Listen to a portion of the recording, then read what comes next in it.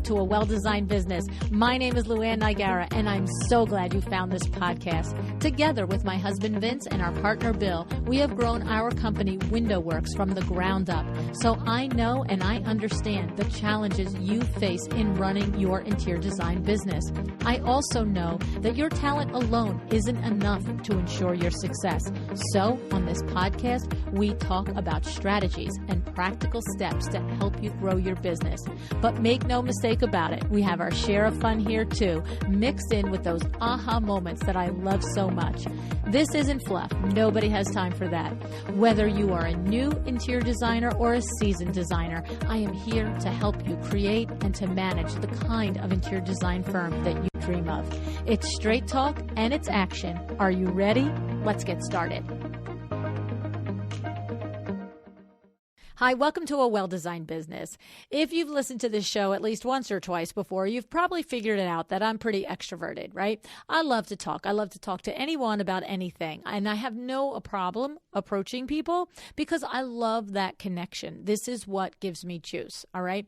And the thing is, I'm so much of an extrovert that it does sometimes surprise me when somebody tells me that they are introverted. If I've had a great conversation with them, whether it was at Luann Live or one of the markets, and then what happens is I come away and it feels like this lively conversation and I think, oh, they're extroverted, if I think about it at all, right? But over the years, I've come to find out that many people that I've known consider themselves to be introverted. All right. They show up, though. They engage, they network. And from the outside, you would never know. But internally, if they're like Judith, they've been doing a lot of prep work, a lot of planning, so that they can show up and be able to engage in a group setting and feel confident. And so when Judith of Judith Taylor Designs reached out to me and she said that she wanted to talk about this idea of networking for introverts, I liked it. All right. Not just because when she was on the show the last time, episode number 340, because she blew me away with her phenomenal knowledge about how you navigate those requests from friends and family on how to do business with them. So if you missed episode 340, I highly encourage you to go listen to it. She did not disappoint.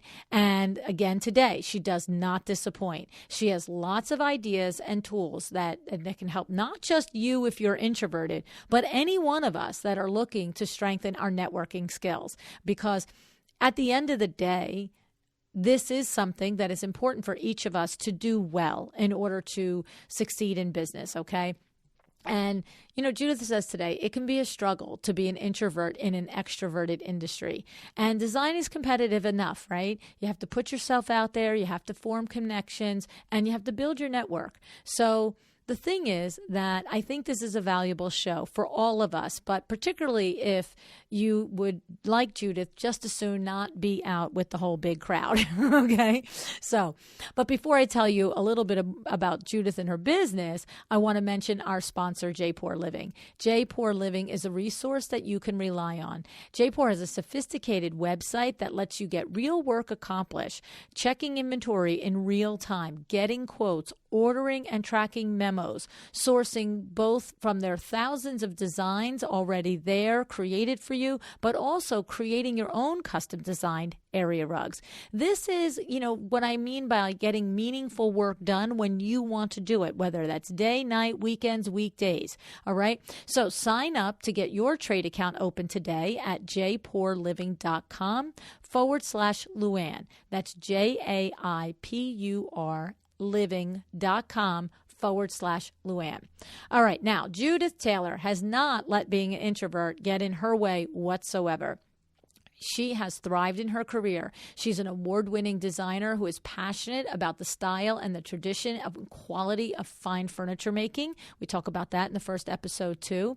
She is also the first and so far only Canadian to have won Designer of the Year award from the Interior Design Society out of High Point, North Carolina.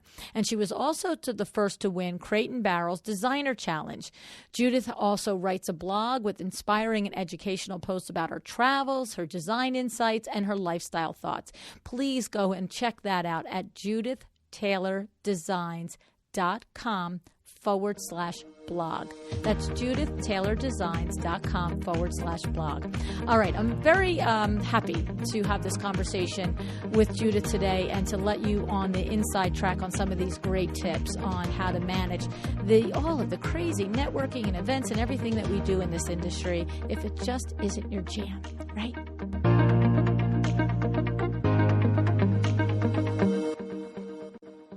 Hi, Judith. Thanks so much for coming back to A Well-Designed Business today. Hey, Luann. Good to hear your voice. It is. It's good to hear yours too, Judith. I guess it's over a year since we've seen each other. I feel like, at Luann Live, or did we see each other at High Point in October? I don't know, right? It was Luann Live. Yes. Yeah, that was the last time. Yes, that's almost a year and a half at this point. My goodness, it feels God. like a minute, doesn't it? It does. Oh, my goodness. But, I love that you sent me this email and you said that you wanted to talk about tips and strategies for introverts and shy people and how they can navigate all the networking situations and how they can build their business. And, you had such a lot of nice list of strategies that I thought, you know what, this isn't my affliction, as you guys all know. No. But, I thought, well, yeah, let's do this. Okay. And we did recently talk with Leslie Myrick was on the show recently, and she touched on it a little bit. But I remember when you came on the show the first time, it was episode number 340. You had this, you asked me if I wanted to speak with you about how you get around working for friends and family and how, if you're going to do it, some good tips for doing it well. And my goodness, you just really had such good advice and it was such a great show. So when you sent me this, I thought, you know what, this lady's going to have the same good thing going on. So I'm excited, cool. Judith, and thanks for suggesting it. Okay. Well, thank you. All right. So get us started. Tell us first of all, tell me before you get into the different tips that you have, tell me about your thoughts and your experience with being an interior designer. Actually, it's just being a self-employed, right? And having to overcome. And I should start with that. Does it feel like something you have to overcome, or is it's just something like, I don't know how to do numbers. And so I make workarounds, right? Oh, you mean being an introvert? Yeah. In an extrovert industry? So it is an extrovert industry. It is an extrovert industry. Oh my gosh. You have to dress the part and look the part and have the personality that's out there that attracts people. And the struggle's real for those of us who are a lot more internal. It's really hard. And I did do a really, really dive deep into, figuring out what do I need to do, because I can't pretend I'm somebody I'm not. But I do need to know how to learn from others and figure out how to reach out to people, because I can't just show up in front of a client and hope that they can see all the magic that's going on in my head, because that doesn't work. It just doesn't come out that way. I have to be able to convey confidence and excitement, but it also works in networking situations. And I thought there have to be other people who struggle with this, who are very quiet and private and shy and would really rather be home plugged into their computer. But I'll tell you, Luann, every time I get out in front of people, I come home with a new project. Big or small, it gets reinforced that people want to connect with people. Okay. And I need to learn to crawl out of my skin and say, hey, this is who's inside there. Okay, so I have one question before, because I feel like there's two issues here. So one, in my understanding, I won't say in the strictest sense of introvert, but in the sense of introvert, the one-on-one doesn't necessarily tie an introvert up in knots. But you are also, in your email you said to me, introverted and shy. And so when you said, when I am with a client, I need to come out of myself. I can't expect them to understand and see all of my talent unless I express it. So that would be more to the classification of being shy, right? Yeah, they are very different. You're right, and that's so true of me. one-on-one is where I do shine. It's like I want to sit down and dig deep into something like this topic we're tackling today, but put me in a room full of people and I have to have a plan. And Okay. that's why I emailed you my list with many steps in my plan, because it's not something that comes easily to me. It's something I have to think about before I go into a room full of people. I have to prepare. And that is part of the secret sauce, right? Is if that Exactly. you are introverted or shy, is to just consistently prepare yourself for the situations, as opposed to being surprised that, oh, that was uncomfortable again, right? Yes, after doing that a few times, you realize that's not going to work. I better fix this. Okay, so I can launch into some real specific things. Okay, go ahead. I want to tell you, I'm not plugging BNI, but I wanted to tell you that I learned a lot from joining a BNI. It's a business networking international organization where people, different business owners come together and help support each other and market each other's businesses. That's it in a nutshell. But they also support people and teach them about networking. So the first thing that I queue up before I go into a group event is to remind myself it's called networking. This isn't a cocktail party. The advertisement or the invitation probably says it's a cocktail party, but it isn't. We're there to work. We're not there to hang out with our safety people and laugh and enjoy whatever's going on around us. If we're there truly for business networking purposes, you have to put on that hat and say, I'm here for a purpose. Put away your cell phone, because that's a great place to hide in a social event, but it's going to get you nowhere. And plan intentionally on making connections. I love this perspective, because you know how many times I've read the word networking and I've never seen the word work in there, like cognitively, right? I don't. Yep. Yes, because I do see party. I see party. I know, I'm like, yay, let's go to a party. That's because it's easy for you. Yes. But the intention is that we're ultimately hoping to get something out of it, besides free drinks. Yeah. Well, those are good. Those are good too, though. Right. But I hear that now. I'm seeing that. It's like, if it is an uncomfortable situation for you and it is something you have to kind of power yourself up for, is that you remember that it is networking. And you know what it reminds me of, Judith? It reminds me of when Desi was on the show a couple of months ago, Desi Cresswell. And she's a mindset coach, and she teaches interior designers to up-level their CEO mindset and their confidence and everything, right? True. And I remember it was almost like a semi-coaching session, because there's like certain things that I just won't buckle down and do. And the thing she said to me was, well, I'll tell you, Luann, what I often tell my kids.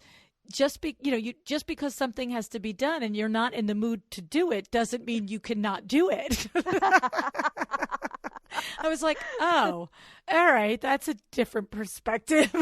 And so that's hit me the same with networking. If it's hard for you to do, that's understandable, but it is working. And so just it's like a different brain wrap on it, to me, I think is what it is. Don't look at it as a party. Look at it as we're going to go work, and it's going to take some preparation, just like any work we do, right?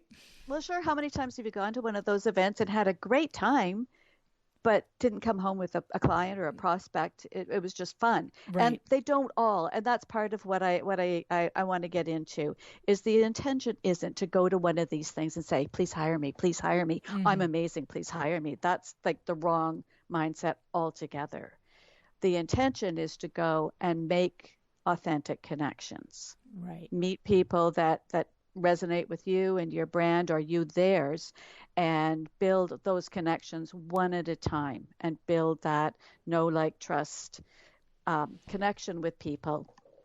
You don't start by saying, please hire me. You start by asking them about what they do, showing interest in what they do, and drawing them out.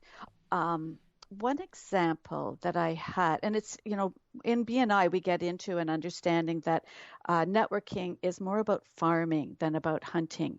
You're planting seeds every time you go someplace. You're laying the seeds to build foundations, and then you put these connections that you make on a care and feeding schedule and follow up with them regularly. That's so clever. That's such a clever analogy. I love that. Well, if you go in with a hunting mentality, it doesn't build a breadth, a strong foundation of referral partners. No, because everybody senses the hunter. They have no interest Exactly. in the hunter. It's like, stop, go away. Yeah, exactly. Right? You can smell the used car salesman Right. a mile away. Right. But the farmers are there to connect. I'll never forget one person that I made a connection with in a business networking situation, and I actually hired her for her services. She was a nutrition counselor, and I wanted to learn more about macronutrients and what I should be eating and such. And we sat through the whole first intake interview where she asked me about lifestyle and everything else. And at the end of the meeting, she looked at me and she said, "Okay, Judith, how can I support your business?" Mm. And I had paid her for her time. Wow. And that just stopped me in my tracks. And I realized that's a mindset. She's a business person and she knows that the care and feeding of others in her network is essential to me going away feeling really good about the work that she did with me and the connection I have with her. Isn't that isn't, this is why when I saw your email, I was like, this is going to be great. That's like the third boom right between the eyes thing you've done. And it's, what are we, 9 minutes into this? Oh, dear. Right? Oh, dear. I mean, no, seriously, because it's for, like you said, you were there hiring her professional services.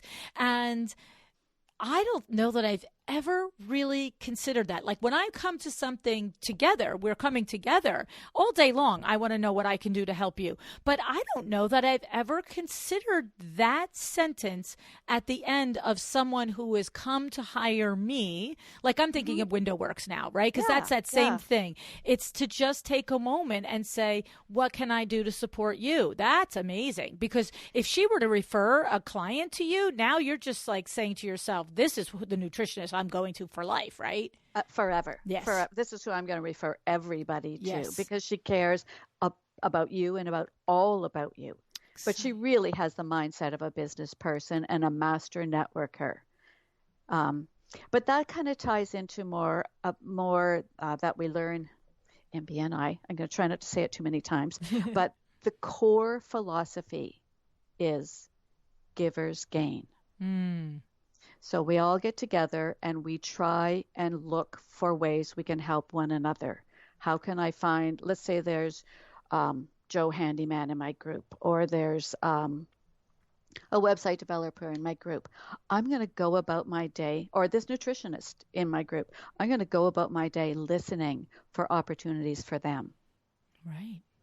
And when I can pass referrals to them, then they pass referrals to other people within this network. And it doesn't have to be a structured, organized group. It can be just an informal network where you start thinking of other people, add them into your bandwidth and start listening for opportunities to help them. And it's really good if they're close partners. Like, for example, I work with a kitchen cabinetry company, and I work with a couple of contractors and a few other people that are in my circle, and I'm listening for them all the time. I want to send them lots of business because I want them to think of me. Right. I want them to stay in business so that they can help me with my projects too.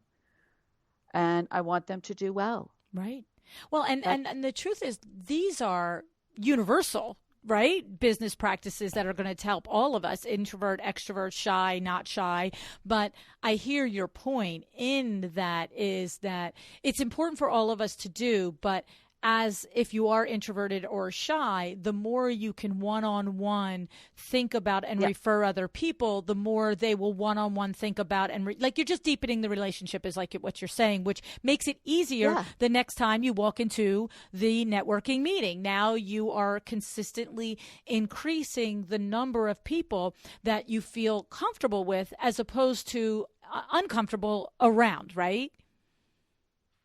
Exactly. Yeah. I mean, it breaks down differently when you're meeting one-on-one or you're walking into a group. And I can go in a couple directions here, but one of the points that I sent you in terms of going to a group event, and this isn't, this probably wouldn't be intuitive to you because you don't have to think about it. But I think I said in my email, I don't know, I don't disclose too much, but my son is on the spectrum. He has ASD, and part of the programming for him was learning a social skills program. And that was a big aha moment for me because we went through quite a few weeks where we would get together with the kids, and the kids had a task. They had to learn, how do you enter a conversation that's already going on? How do you initiate a conversation? How do you get out of one when you wind up with the wacky uncle and you really don't want to be there? Can we just go right to that one? Yeah, really, really. But to really be thinking about how you're going to approach the people in this room. And I know it sounds kind of, I don't know, kind of formulaic, but I don't naturally generate conversation when I'm in a room. I shut down. So I have to think about it. I have to think about, oh, I got to remember to ask Luann about such and such. How's her new grandson? I need to remember because I care, Luann, and I would think of that if we were alone. But when we're in a group, it's like this cloud goes up over me, and I can't see anything but the cloud in front of me. So I have to think about, well, what are the things I wanted to remember to ask Claire or so and so, and I sometimes even make notes because I'm afraid I'll forget, because the mayhem in the social world disorganizes my thinking, and yet I'll go home and I'll realize, oh, but wait a minute, I really wanted to know about so and so and how they're doing. So I do care about those things. So going in with a script and thinking about how to approach people I find helpful. I don't know if it's helpful for everybody. I find helpful. Yes. And the thing about that is that there's no question, because we use this. I often say to people, when you are trying to explain what you do for a living and you're trying to explain your process to a prospective client, it helps if you know exactly what you're going to say. And this goes for introverted or extroverted. It literally is so important, because from your standpoint, the preparation helps you, number one, reduce your own anxiety. Number two, helps you maximize your participation at the event, because like you said, you don't go home and think, oh, I forgot to ask this or the other thing. But even for an extrovert, you get like 5 seconds before somebody says, nah, I'm not interested in talking to you. like, you know what I'm saying? So knowing how to say what you do and how you do it and who you do it for, so that it is exactly the way you want it presented, is so important for all of us to do, right? Right. Well, there's so much emphasis on that elevator pitch. And that's something that I really, to me, it's just so phony. As soon as you walk into a networking event and you meet somebody who's got their elevator pitch all loaded up, you know that you're not making a good connection. But that's why, right. But that's why you have to know it. You have to know it so that you can then deliver it in a normal human being way. Right. Yeah. But when when you're faced with two things, if you're faced with feeling a little uncomfortable in a new networking situation to begin with, and then someone says, hey, how are you? What do you do for a living? If you don't have it down in your head, now you've got both things going on. Right. True. And so I agree with you. Don't sit there and read me your business card. Don't say it like a robot, and don't just give me nonsense. But the point is so many times we don't really say anything of substance until the second or third sentence. Well, or the second or third date. It's really, this is why I get really specifically into the social skills and how you break this down, because the dating analogy really applies here. In this case, you're just meeting people and they don't want to know about and pretend we are dating. Right. They don't want to know about all the crazy things that they're going to learn on the 5th and 6th date. Right. They want to talk about them anyway, the first couple of dates. Let's be serious. And that's better. Yeah, of course they do. Right. So, I tend to keep the conversation light and about the specific event and what brought you here. And are you a member of this organization? And, if it seems authentic and they ask, well, what do you do? I can say very light, high level, I'm a designer. I work in residential homes, whatever. I won't be that awkward when I do it. But, I'd love to hear more about what you do. Maybe we can grab a coffee sometime. And I can fill you in more about what I do if you're interested in more. But, I sort of separate that off. because there's usually some focus at these events. But also the other point that I give is whenever you go to a networking event, I put it in my notes for you, a pro tip here. Whenever you go, I always ask people, are you going to any other events like this? It's a great place to learn. There are generally people who are going to a lot of events who are trying to meet people and make connections. And it's a great place to learn where's the next place you should go. That's a great idea. And it gives you something neutral to talk about and chit chat about and kind of keep it light. Yes, get the it's ice a first breaking. date. Yeah, it's a first date. Just keep it light and make, because you want the evening to be fun for everybody. Get back to those cocktails, but take the business cards home of the people you want to connect with, and right away the next day send an email and say, it was nice meeting you. It was a fun event. Maybe we can grab a coffee sometime. And how are you with that? How are you with that? Do you initiate that often as an introvert and a shy person? Do you enjoy that follow-up coffee, or are you more inclined to do it when you really feel like, I don't know, whatever the criteria is, or is it something that's what you like, is to take it to that level? So for me, the connection has to be authentic. Right. Okay. I'm not going to follow up with somebody that I don't really think that we started a good connection. But I'm absolutely, I practice it, and I reach out and I say, that was really fun. I enjoyed chatting with you. And start a conversation. I might not ask them right away. I might just say, wasn't it a fun event? Nice to meet you. And if they reply back, if there's a little bit of back and forth, I might say, you know what, maybe we should grab a coffee sometime. I'd like to hear more about your business. And that's that beginning process of, feeding and caring the relationships as opposed to hunting for it. So the social butterfly, yes. So the social butterfly is the one who's very adept at being at these events, but they're fluttering along and landing on, bouncing from flower to flower to flower, but they're not going deep into the connection. That has to happen after.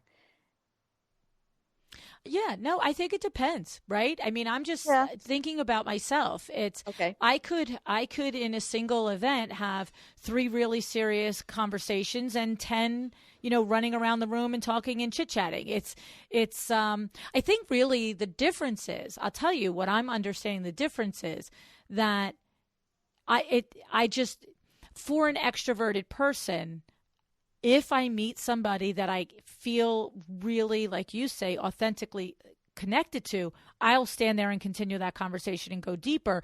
But whether I have to turn around and talk to 10 people, kiss 10 toads to find the person I'm interested in, I don't care. Like, you know what I mean? I'm not turning around going, oh, now what do I do? Oh, what do I do now? And I don't, as an extrovert, I'm sure I'm not alone. I keep saying I because I'm the one talking. But as an extrovert, I'm not necessarily going to look at a group of 3 or 4 people talking and think, how do I go over there? I'm just going to walk over there, right? And I think that's the difference. It's that icebreaker that I'm understanding or learning, and maybe you'll clarify for me. But it's that once you're there, as long as you follow the tips that you're outlining by having an idea, a little tiny baby script that you can go to, and like you said, you wrote down a couple of things that you want to be sure to ask. But it's that. It's going from 0 to contact. That's the tough part for being introverted and shy. But once you're standing there and you say hello, now you're a regular, normal person. And you're going to have a conversation. Right?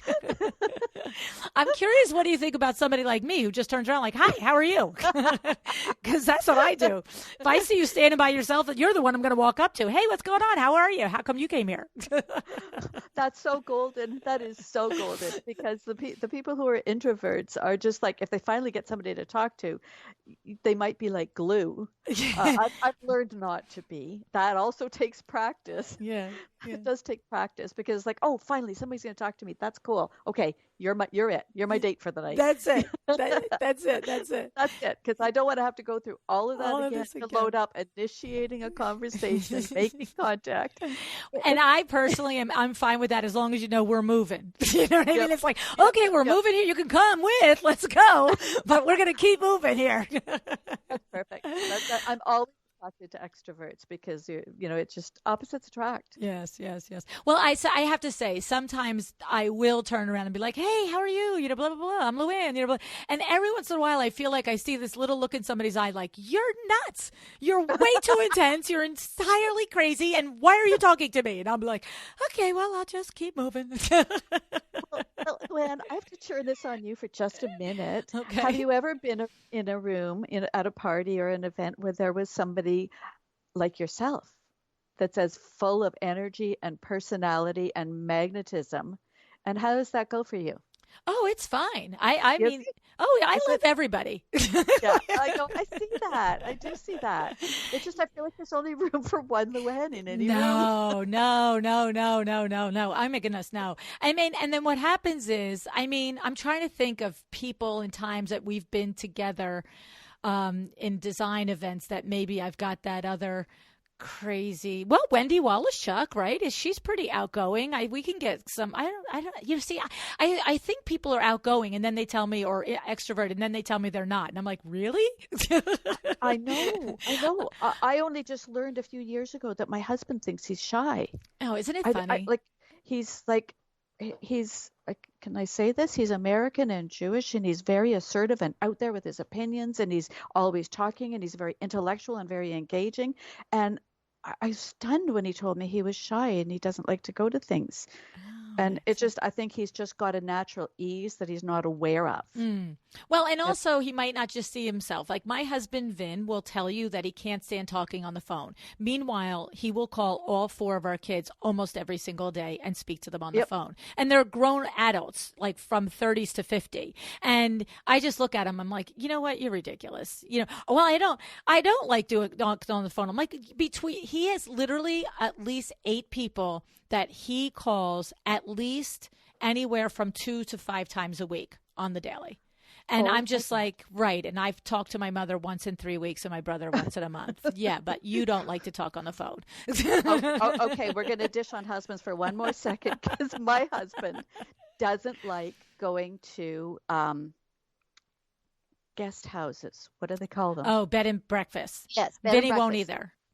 Because you're forced to socialize with other people. Right. Yeah, Vinny too. And I looked at him and I said, I don't. I just sit and eat my breakfast. You're the one who's up there chatting with every table. How'd you sleep last night? How's your breakfast? Do you like the view? I don't do that. I just chow down. I don't understand, but it doesn't like going because you're forced to socialize. Oh my God, that's so funny. He feels obligated to do it. I thought Vinny has that same thing. I feel like I should do it. I'm like, whatever, do what you want to do. I don't have to do it. Anyway, so that's so funny. But I think that so just to wrap that up, I think it is. The idea is that once you get to a conversation, as long as you have some preparation and some ideas of what you're going to talk about, you're good. And then how about the tactics for walking into that networking event and starting those conversations? I think you have a couple of ideas around that, right? Well, okay, one thing that I have done, and it's just sort of happened rather organically, but I realized it kind of works, is going with a wingman. That's one thing that I find can help. And as long as you don't stay in your safety zone and just talk to them all night, the idea is you divide and conquer. Because I have been with a referral partner of mine that, we work together and gone to an event and found myself hearing about opportunities for my partner or my friend that I came with, and then brought the person over and said, listen, I've got to introduce you to my friend. She does exactly what you're saying you need help with. And I think you'd be a really good connection. So I'm actually listening for her instead of for me. And, if when we're at an event where there likely are people who would need her help, maybe it's social media marketing or something like that, because a lot of people at those events are looking for help. Well, I love this tactic. I love this tactic because if you are listening for your friend that you came with, or even a friend that you see across the room, whatever it is, it gives you the opportunity to step out of your comfort zone. And you're more inclined to step out of your comfort zone because you're doing it in service of your friend and of the new connection you made. And so it's like, you're not maybe self-monitoring so much. You're just like, I have to do this for the two of you. And now you've got a little group conversation happening. Yes, that's bingo. Like Nice. for the baby designers who are going out to their first network events and loading up their script of their elevator pitch, you're gonna come across, usually you'll come across pretty awkward. And because you're memorizing and you're thinking and you're working your script and you're working your role. Whereas if you set that aside and you naturally and organically say something amazing about a friend of yours, that's so much easier Right. than to talk about yourself. For some of us, it's so much easier to talk about the virtues of somebody else and what they do. Right. It is. It's so true. I love that. I love that tip a lot. And then how about, you started saying something in the beginning about going into a client. So do you experience this sometimes when you go to your first consultation with a client as well, Judith? You know what? I've learned this is just very specifically about me. I've learned that when I go in with a client, there are some people that I meet where it just works. It just everything clicks. I can see that everything I say, they're lapping up. They're eager to work with me. They're excited about what I'm saying, and we've got a really good connection. And with other homeowners, I go in and I realize I'm not sure this is a good fit. And it's really important to hone that radar and know, because if I'm not comfortable working with somebody, it plays out in so many ways, so many levels. You have to have that trust. In the work that we do, you have to have trust. You have to know that they believe in you and they're going to trust you to do what they need you to do. And every once in a while I get somebody and it's just my radar goes up and I go, I don't think they're feeling it. Mm. And then I will, but normally I'm fine because I'm fine one-on-one. Mm-hmm, mm-hmm.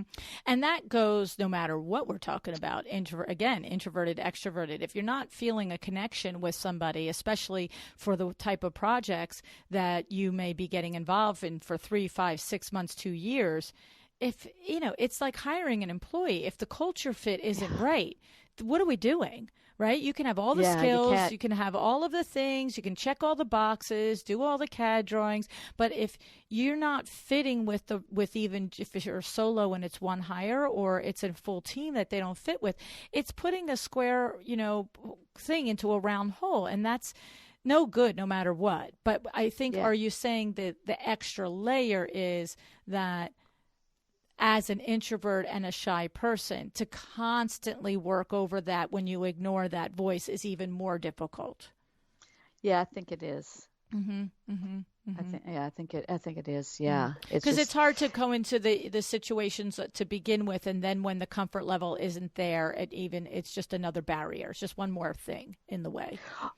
Well, introverts, as I understand them, and there are many nuances to this, but our thoughts tend to go inward and be self-critical. Mm. And I'm processing that. Am I doing everything right? Am I coming across okay? And I had to learn to turn my vision towards the client as well and assess them. Mm. Because that first interview process goes both ways. Right. We're both deciding whether we're a fit. Am I the right designer for you? And are you the right client for me? So for me to stop just questioning, can I do what you want me to do? And can I be the person for you? I also have to, sense whether this relationship is right and whether you are a good fit for me. Mm-hmm. Mm-hmm. And that took practice. That took a few bumps. Mm-hmm. Yes, well, that does it. It takes practice for everyone to do that. There's no question, and usually the best motivator is to keep doing it and having it be horrible. And then you're just you learn the most on those. Yep. That's it. It's like, okay, here we go again. Okay, take the hammer, smash it on the head, and why did I do this again? Yeah, you don't learn nearly as much on the easy projects. No. It's the truth. It's the truth. It's like that saying, I got to really, really, really got to figure out how to say this guy's last name. He's a German philosopher, and it's like, it says, an expert is a person who's made every mistake in their field, right? I mean, like, isn't that it? That's so true. Isn't it? Luann, I think I'm getting up there. I know. I put it on our website at WindowWorks. I'm like, yes, we are experts. I like that definition. I like it a lot. I know, right? But it is. I mean, if you've been in business more than a month, it's true, right? It's like I just had a conversation one of the Facebook groups, and one of the designers was going through and asking the other designers for their counsel on a problem that she was having with a client. And, she tags me and she's like, I want your opinion. And I said, look, I'm looking at this whole thing. You said you made the mistake. Like, what are we talking about here? You're paying. That's that. Get over it. This is business. This is business, and I said, unless I'm missing something here, I'm not the first one to say, just take your dollar bills and rip them up. But when you start with the premise of the dilemma and you say, my client asked for this and I got the quote on that, and now that we're in contract, it's going to cost me more money to get what she wanted. I'm like, I'm sorry, but that's one of those expensive mistakes. And I said, it's like consider it education. You just had a little night course on that area of design that you had never done before. And that's what it cost you. So. Oh, yeah. You bet. Yes.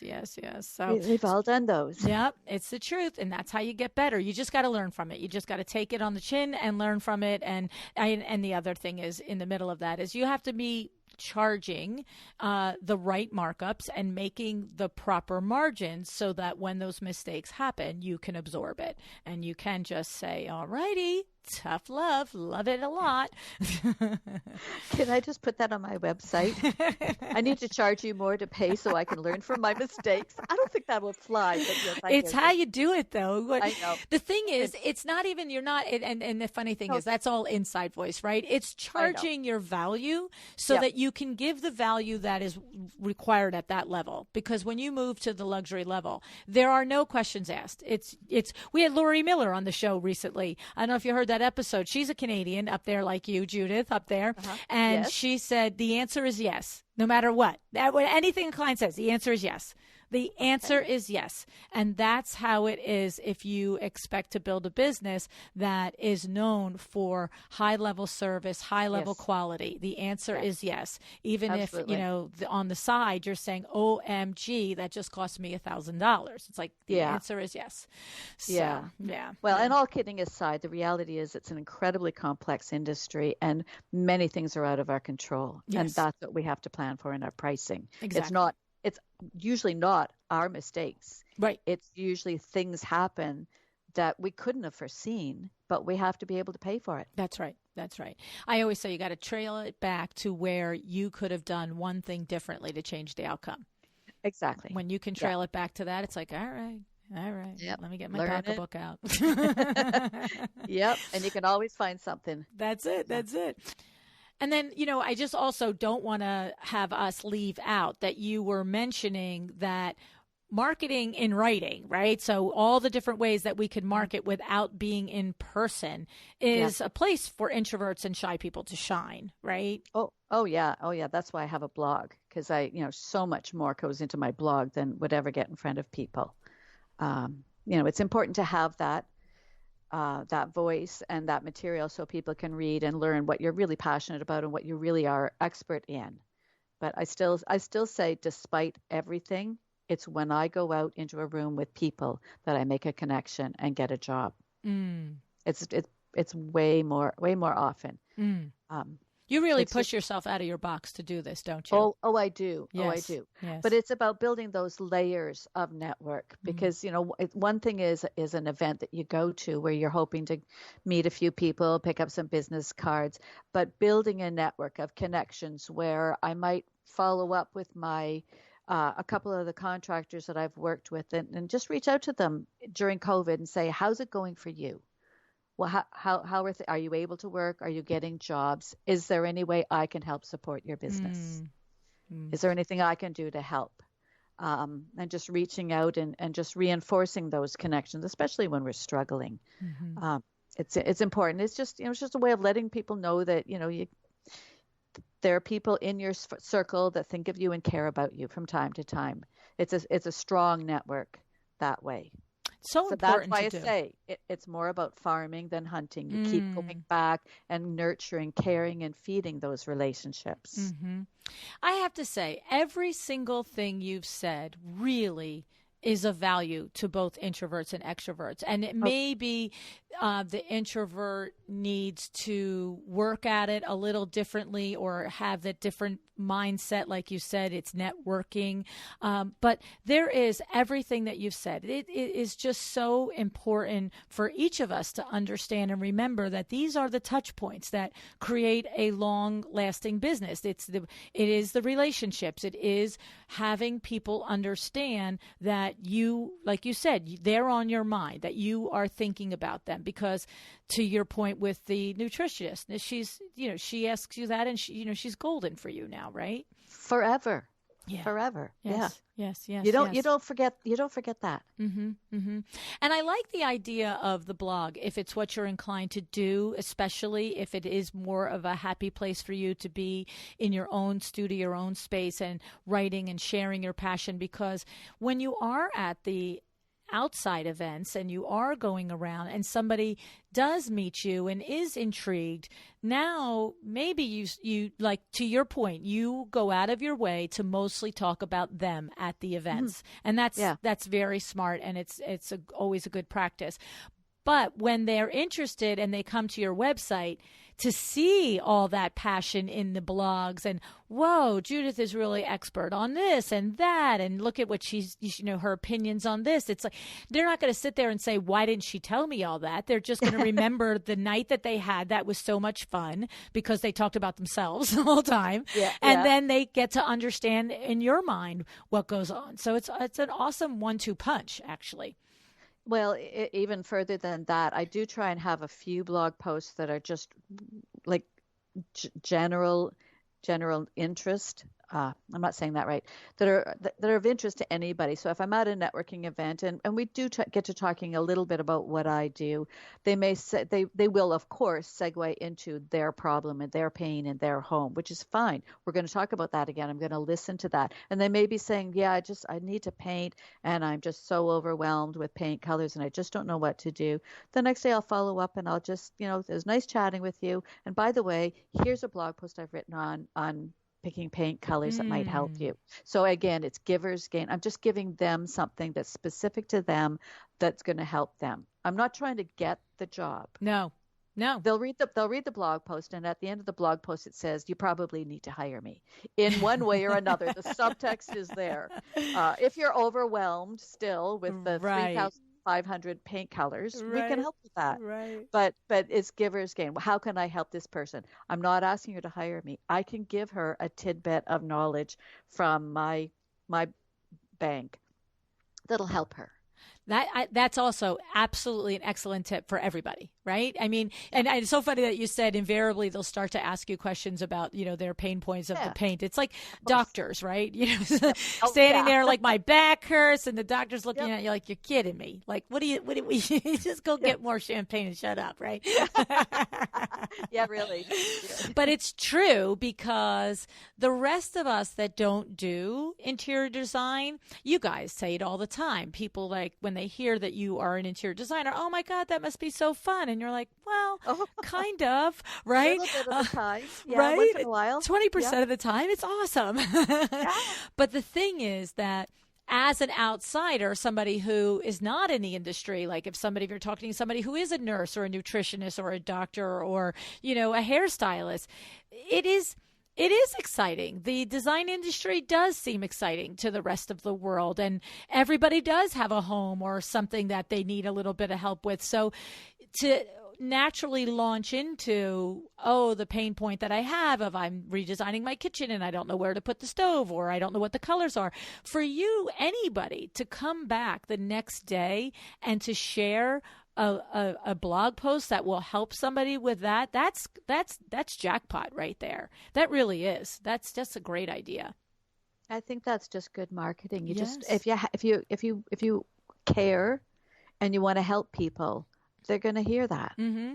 Because even if that person really doesn't have the wherewithal or the blog post help them to solve their paint problem, they're still going to remember you as the giver person, right? Yeah. Mm-hmm. Love it. Exactly. Love it. It's so nice to just really go back to and reframe how a business is built on just human basic niceness. I mean, that's really what we're Exactly. talking about, right? Just be a human, be a good Yeah. human. Yep. Good career karma will come your way. Uh, But it's true. Just be kind and caring and look after your people and recognize, to the baby designers again, it takes time. It takes time to build those connections and to build your skills and to get comfortable putting yourself out there. mm, And I come back to the dating analogy. You don't go into a room asking people to hire you any more than you would go into a bar or right. whatever, a dating situation with the goal of getting somebody to be the father of your children. It's not going to work. It's not going to work that way. There are some steps in between, a whole bunch of steps. Some blood work needs to be done. A few more than that. Oh my Yes. goodness, that's awesome. I love it, Judith.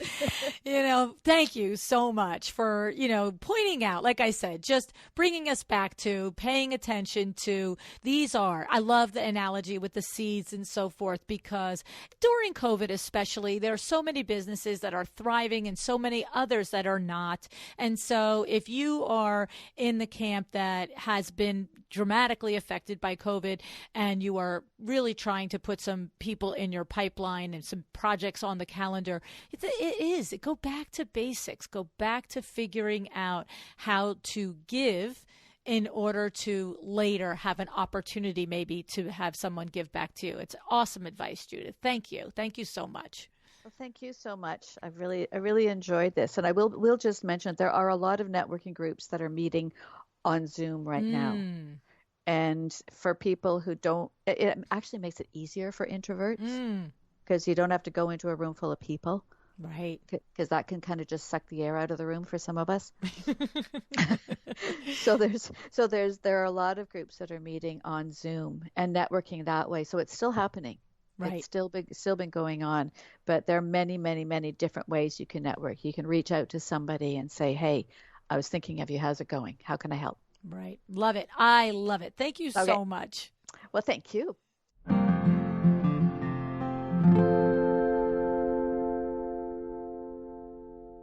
I told you there were a ton of takeaways from this conversation, right? And I said it in the beginning. I love that she points out that these are tips that are particularly for introverts that she has used and they have helped her. But these are tips that we all could use. All right. And I loved the farming, not hunting analogy. Hit me between the eyes, right? Who wants to be around the hunter at a networking event? Who wants to be that person? You don't want to be there, that you're there just to get work, because everybody's thinking, go away, right? But farming, planting seeds that you will nourish into relationships, such a better way of looking at things.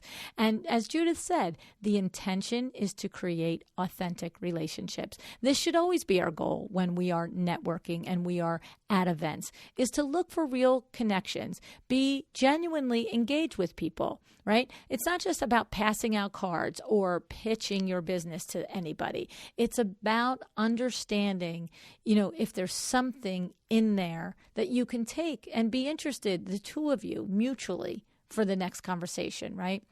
And before I share my other reactions to Judith's advice, let's thank Article, shall we? Article makes it easy for you to help your clients get their office, bedroom, dining room, or outdoor spaces spruced up stat. Right? We know so many of our clients now are struggling to find that workspace for homeschooling, for working remotely. And, I don't know, still be able to set the table for dinner on time, right? So help ease this frustration for your clients. Create a workspace in a corner, in a living room, in a guest bedroom. Just help them figure it out. In order to do that, go set up your trade account today at welldesigned.article.com. That's welldesigned.article.com. Now, another thing that really struck me was that when Judith pointed out so often how the elevator pitch turns her away, she said that it falls flat and sounds fake, right? This is a sign that too many of us are doing the elevator pitch the wrong way. Now, it's a fine line because, granted, it has an ugly name, the elevator pitch. It's become a connotation for when you are doing a fake and falling flat type of a thing. But when I think about the elevator pitch, I think about we need to know how to make that first impression. And it's not about memorizing some crazy list of things that you say you do for a living.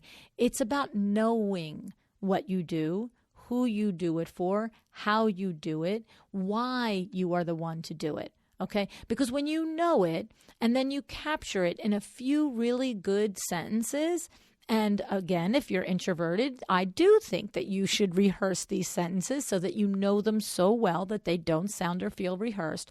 But then it flows freely, right? And it's you communicating in that authentic way about the work that you do. But there is no harm and there is no negative in practicing it to the point that it does flow naturally. All right? Because the idea is that you really only have moments to make a first impression on somebody.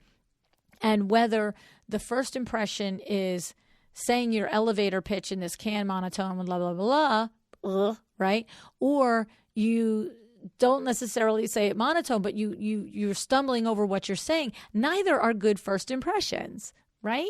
So it's okay to figure it out ahead of time, to practice it. But the idea is it's like swinging a bat, right? You learn how to swing a bat. And first, a billion times you can't hit the ball and you have this crazy swing.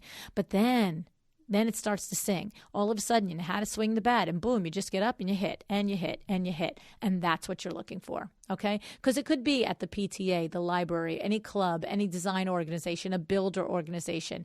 You never know where your next client is going to come from, okay? And so you need to put yourself out there as a professional, and you don't want to miss these opportunities. You don't want to be afraid to say, this is me, this is my business, this is what I do, all right? Because the least of all things is somebody to say, that's great, cool, great for you.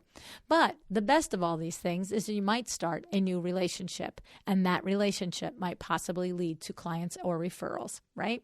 Now, the last thing that hit me between the eyes that Judith talked about that I could say is that I never really actively considered this.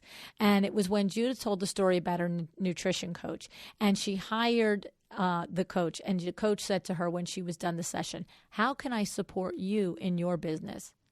That was such a simple question, but it did change everything in the way Judith viewed her relationship to the coach, right? When this nutrition coach, by the way, showed her that she wanted to give back to her in a meaningful way, in a way that affected her business, okay, she felt valued, respected, and cared for. Okay, now I can't say that I've ever done that before, all right? When someone has hired me, so when I'm been hired, whether it's in a coaching situation or a window work situation or a sponsor situation, whatever it is, I'm all about, all in. What can I do for you? What can I do for you? More. But it's never occurred to me that when I hire somebody at some point in that interaction. Now, it doesn't mean that it's never occurred to me to refer them, But you see, the nuance in here and what was so powerful to me is it's one thing for any of us to leave an interaction and think, oh, I'd like to, refer that person. I'd like to remember that person to give them business. It's another thing to actually look in their eyeballs and say, is there anything I can do for you? Because that is a powerful thing. Think about if somebody's ever said it to you. And I love it. I thought it was an absolutely outstanding tip. All right. At the end of the day, business is about relationships, right? When you give to others, you get back. When you offer value, you earn loyalty. All right. The approach of offering support and service, of caring about the people you work with, that's what sets you apart. All right. And I have a goodie for you today. I'll put together a little guide for networking for introverts based on Judith's advice that you can download, and you can just kind of review when you need a little booster shot there. You will find that at luannigara.com luanneniagara.com/goodies. That's GOODIES. luanneniagara.com/goodies. All right. If you've already signed up for a goodie before, you can just go to your own portal on my Facebook group, on my website, right, and get your latest goodie. All right. Now, whether you're introverted or not, if you're looking for the next big event to go to, keep your calendar open for February 2021, because we are literally now getting ready and we are putting together Luann Live. It's about the conversation. Judith was there last year with me in person. This year it is going to be virtual, but don't you worry. We are going to have lots of opportunities for you extroverts like me to gather and speak and interact. So this is not going to be staring at your computer screen passively. But of course, there's lots of time for the introverts in you that want to just watch and soak it up and take it in. All right. So please, if you want to know when we're ready to announce that, go to luannlive.com, luannlive.com. And we are in the throes of our registration for Sarah Lynn Brennan's Process Leads to Profits. I said to you before, we've had 70, 80 designers go through this. I have literally 5-star reviews for every single participant. If you are struggling with trying to get your business organized, if you are struggling with putting together your welcome packet, putting together your reveal install day, putting together your design plan process, if you are struggling with any process that you have in your business, this course is for you. You don't come to this course and Sarah gives you her process. You come to this course and Sarah teaches you her process for creating a process in her business. And this is just a little extra help you need in order to take what you do and what you like to do and how you do it in your business and organize it into a process. All right. So go to processleadstoprofits.com. Registration, early bird registration is open now if you're listening in real time. Processleadstoprofits.com. All righty. So ultimately, Judith's information today is valuable for all of us, introverts, extroverts, designers, landscape architects, website developers, anybody in business, all right? How to approach people, how to build authentic relationships, how to form connections that lead to a professional network of people that can help you grow your business, all right? Be the farmer, not the hunter. Approach people authentically, build real relationships, and, watch it all prosper. Watch it all benefit each one of us and each one of the people that we touch. Okay? Decide to be excellent. Thank you so much for joining me again today. This podcast is a production of WindowWorks, your resource for custom window treatments and awnings. To learn how we can help you on your next interior design project, go to www.windowworks-nj.com. And if you're interested in working with me on your business, either through masterminds or one-on-one coaching, or you want to know how to get my book, The Making of a Well-Designed Business, or you just want to know what's going on in the podcast land and where I'm going to be, all of that is found at luanneniagara.com. Thank you so much. Have an excellent day.